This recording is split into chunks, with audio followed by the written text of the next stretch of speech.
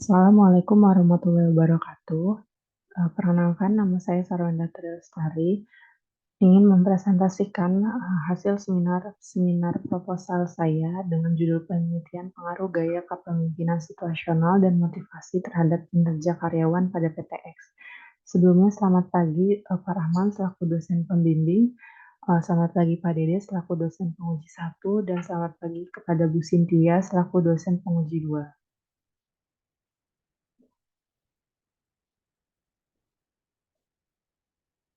Untuk abstrak pada penelitian ini bertujuan untuk menganalisis pengaruh gaya kepemimpinan situasional dan motivasi terhadap kinerja karyawan. Dalam konteks ini, gaya kepemimpinan situasional diukur berdasarkan kemampuan pemimpin untuk menyesuaikan pendekatannya dengan kondisi dan kebutuhan spesifik dalam organisasi. Selain itu, motivasi karyawan dinilai sebagai faktor penting yang dapat mempengaruhi produktivitas dan kinerja mereka. Metode penelitian ini menggunakan pendekatan kuantitatif dengan pengumpulan data melalui kuesioner. Hasil analisis pada penelitian ini diharapkan dapat memberikan wawasan tentang sejauh mana gaya kepemimpinan situasional dan motivasi mempengaruhi kinerja karyawan, sehingga dapat memberikan kontribusi bagi pengembangan strategi manajemen sumber daya manusia yang lebih efektif. Kata kunci pada penelitian ini yaitu gaya kepemimpinan situasional, motivasi, dan kinerja karyawan. Bab 1 pendahuluan pada latar belakang kehadiran SDM tidak hanya sekedar sebagai elemen pendukung, melainkan menjadi salah satu faktor kunci yang tidak terpisahkan dari kesuksesan organisasional. Dalam persaingan bisnis yang semakin ketat, meningkatkan efisiensi kerja karyawan telah menjadi suatu kebutuhan yang tidak dapat dihindari. Dalam industri agen properti, sering terjadi perubahan lingkungan yang dinamis, seperti peningkatan penggunaan teknologi dalam pemasaran dan transaksi properti, fluktuasi harga properti yang signifikan, serta perubahan dalam preferensi konsumen terhadap tipe properti dan lokasi. Terkait dengan hal ini, diperlukan upaya yang berkelanjutan dalam mengevaluasi kinerja SDM serta menjalankan program-program peningkatan kualitas yang komprehensif. Langkah-langkah seperti pelatihan, pengembangan keterampilan, dan pembinaan budaya kerja yang positif menjadi kunci dalam mengoptimalkan potensi SDM. PTX menjadi tempat yang ditentukan oleh peneliti sebagai objek dalam penelitian ini. Dalam kasus yang sering terjadi pada jasa agen properti, terjadi permasalahan yang cukup serius, yaitu menurunnya motivasi kerja karyawan serta kurangnya dukungan dari pimpinan perusahaan. Pentingnya motivasi bagi karyawan tidak bisa diragukan lagi, baik melalui pemberian insentif materi seperti bonus maupun insentif non-materi yang berasal dari lingkungan kerja dan gaya kepemimpinan atasan. Kepemimpinan yang berhasil adalah mampu beradaptasi dengan berbagai konteks yang ada di lingkungan perusahaan. Oleh karena itu, gaya kepemimpinan situasional dianggap sebagai opsi yang paling ideal. Pendekatan ini dianggap optimal karena fleksibilitasnya yang lebih besar dan kemampuannya untuk menyesuaikan diri dengan kondisi-kondisi spesifik yang dihadapi oleh perusahaan. Terdapat data evaluasi kinerja karyawan pada PTX dari tahun 2019 sampai tahun 2021. Untuk keterangannya itu ada kualitas kerja, kuantitas kerja, dan ketepatan waktu. Dapat dilihat pada tabel berikut.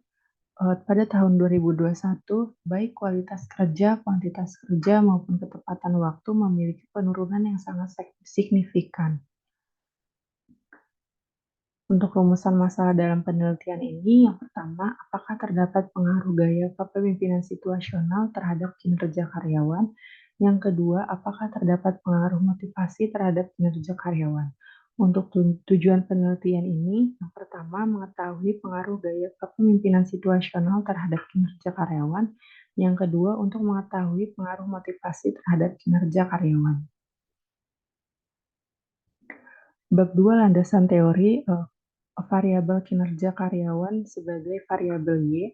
Menurut Nur et al. Tahun 2021, beberapa ahli percaya bahwa kinerja yang efektif memegang peranan utama dalam membantu perusahaan mencapai tujuan yang telah ditetapkan, meningkatkan efisiensi operasional, dan menjaga daya saing perusahaan di pasar. Menurut Budiasa tahun 2021, mengutip pemikiran dari Armstrong dan Baron, konsep kinerja tidak terbatas hanya pada pencapaian atau hasil kerja individu saja, melainkan juga meliputi dimensi yang lebih luas termasuk proses kerja secara keseluruhan. Dengan demikian, peran kinerja yang efektif dalam konteks organisasi tidak dapat diabaikan, dan strategi pengelolaan kinerja yang holistik menjadi peran penting dalam mengoptimalkan hasil-hasil ini. Sebaliknya, kinerja karyawan yang kurang memuaskan dapat berdampak negatif bagi organisasi, termasuk penurunan produktivitas, penurunan kualitas produk, dan peningkatan biaya produksi. Dari sudut pandang yang beragam, dapat disimpulkan bahwa kinerja mencerminkan tingkat komitmen seorang individu dalam melakukan pekerjaannya, baik dari segi mutu maupun kuantitasnya. Pemikiran ini didukung oleh penelitian Tukan, Suryani, dan Mustika pada tahun 2020. Indikator kinerja karyawan menurut Wijaya tahun 2021, penilaian kinerja karyawan dapat mengacu pada sejumlah indikator antara lain pengukuran output kerja, evaluasi kualitas hasil kerja, pertimbangan efisiensi, taat aturan dan tata tertib, inisiatif, ketelitian, tugas utama kepemimpinan, integritas, dan kreativitas. Untuk faktor-faktor yang mempengaruhi kinerja karyawan berdasarkan Putri tahun 2020 mengungkapkan bahwa faktor-faktor yang memiliki pengaruh terhadap kinerja dapat diuraikan sebagai berikut. Kemampuan dan keterampilan, pengetahuan, desain pekerjaan, kepribadian, motivasi kerja, kepemimpinan, gaya kepemimpinan, aturan atau norma, lingkungan kerja, loyalitas karyawan, komitmen, disiplin kerja, kompensasi, dan kepuasan kerja. Untuk yang kedua yaitu motivasi kerja sebagai variabel X2. Teori ini menggunakan teori motivasi Herzberg. Pada tahun 1959, Frederick Herzberg, seorang psikolog Amerika, mengembangkan teori dua faktor yang dikenal sebagai teori kebersihan dan faktor motivasi. Dalam teorinya ada dua kategori faktor di lingkungan kerja, yaitu faktor kebersihan dan faktor motivasi. Menurut teori ini, kedua kategori ini mempengaruhi kepuasan dan ketidakpuasan karyawan dalam bekerja. Dianggap bahwa faktor-faktor seperti pengakuan, tingkat kesulitan pekerjaan, dan pencapaian memainkan peran utama dalam meningkatkan motivasi karyawan. Keputusan untuk menerapkan teori tersebut dalam penelitian ini didasarkan pada harapan hal tersebut agar memberikan pemahaman mendalam mengenai hubungan antara gaya kepemimpinan situasional, motivasi, dan kinerja karyawan. Pengertian motivasi kerja menurut penelitian Mohtar tahun 2019, motivasi merujuk pada kekuatan internal yang mendorong individu untuk mengambil tindakan atau langkah tertentu. Pandangan ini menekankan bahwa motivasi merupakan faktor internal yang mempengaruhi perilaku seseorang, mendorongnya untuk mencapai tujuan atau memenuhi kebutuhan tertentu. Menurut penelitian Andika tahun 2019 menjelaskan bahwa motivasi merupakan elemen yang mempengaruhi tingkah laku manusia berupa dorongan, keinginan, atau kebutuhan yang mendorong individu untuk mencapai tujuan dan prestasi yang optimal. Secara esensial, motivasi mendorong seseorang untuk bertindak sesuai dengan harapan guna mencapai hasil yang diinginkan. Indikator motivasi menurut penelitian Manik dan Syafrina dalam Hidayat et al. Tahun 2023 mendefinisikan motivasi sebagai stimulasi atau elemen-elemen yang menggerakkan dan mendorong individu untuk terlibat dalam suatu aktivitas atau tindakan yang tercermin dalam tingkat dedikasi yang mereka tunjukkan, baik itu tinggi maupun rendah. Beberapa indikator motivasi kerja mencakup promosi, prestasi, penghargaan, dan pengakuan. Untuk faktor-faktor yang mempengaruhi motivasi, dalam penelitian yang dilakukan oleh Triyono et al. Tahun 2021, Prabu mengutarakan terdapat dua jenis faktor motivasi, yaitu faktor intrinsik dan faktor ekstrinsik. Untuk variabel ketiga, yaitu gaya kepemimpinan situasional, ini merupakan variabel X1. Variabel ini menggunakan PET-GOAL Theory of Leadership. Dalam teori ini, Moorhead dan Griffin, sebagaimana dikutip dalam Fatah tahun 2017, menjelaskan bahwa pemimpin yang efektif memiliki peran dalam mengklarifikasi perilaku yang dapat membawa bawahan menuju pencapaian tujuan yang diinginkan. Seperti halnya teori situasional lainnya, PET-GOAL Theory juga menekankan bahwa kesuksesan seorang pemimpin tergantung pada kemampuannya untuk menyesuaikan perilakunya dengan situasi yang dihadapinya. Terdapat 4 model dasar kepemimpinan situasional menurut penelitian Santoso tahun 2019 dan penelitian Dwinda tahun 2021. Antara lain, model kepemimpinan contingency fielder, model kepemimpinan Fromm-Newton, teori jalur tujuan kepemimpinan, model kepemimpinan situasional Hersey-Blanchard dibuat oleh Hersey dan Blanchard. Tujuan dari model kepemimpinan ini adalah untuk mendorong karyawan untuk meningkatkan kinerja mereka sesuai dengan keadaan saat ini. Pengertian gaya kepemimpinan situasional, menurut penelitian Zaharuddin tahun 2021, gaya kepemimpinan adalah konsep yang merujuk pada strategi atau pendekatan yang diterapkan oleh seorang pemimpin untuk memengaruhi pemikiran, sikap, dan perilaku anggota organisasi yang dipimpinnya. Gaya kepemimpinan yang dianggap berhasil adalah gaya kepemimpinan yang mampu disesuaikan dengan situasi dan menerima masukan dari bawahan dengan selektif berdasarkan pengetahuan dan penelitian yang dapat dipertanggungjawabkan, menurut penelitian Aprianto tahun 2020. Teori kepemimpinan situasional menekankan peran pengikut di mana gaya kepemimpinan seorang pemimpin disesuaikan sesuai dengan tingkat kesiapan para pengikut. Pendapat ini merupakan hasil dari penelitian Purwanggono pada tahun 2020.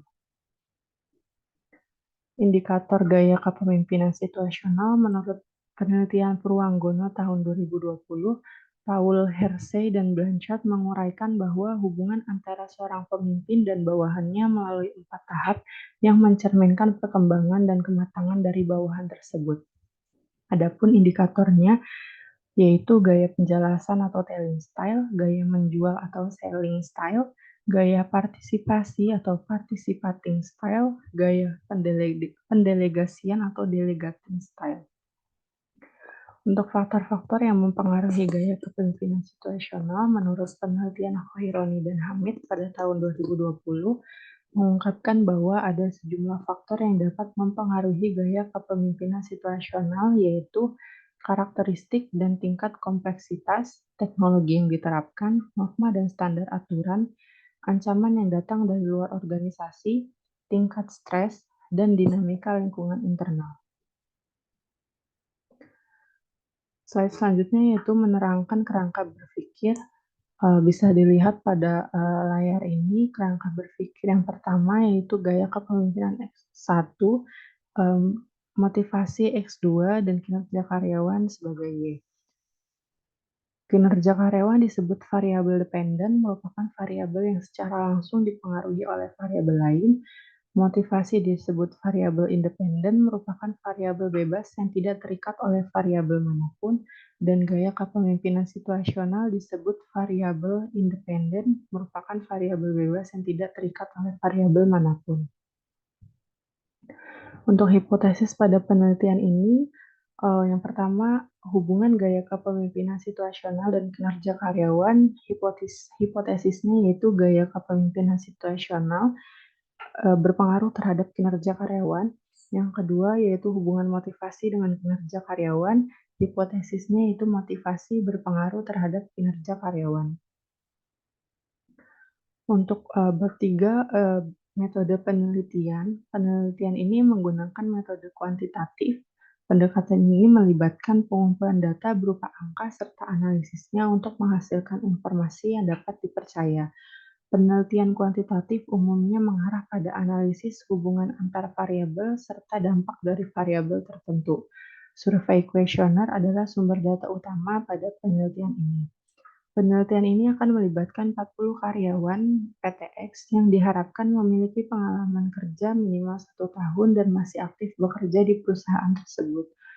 Untuk mengambil sampel penelitian, peneliti menggunakan rumus Slovin sebagai berikut: N sama dengan N besar dibagi 1 ditambah N kali E kuadrat.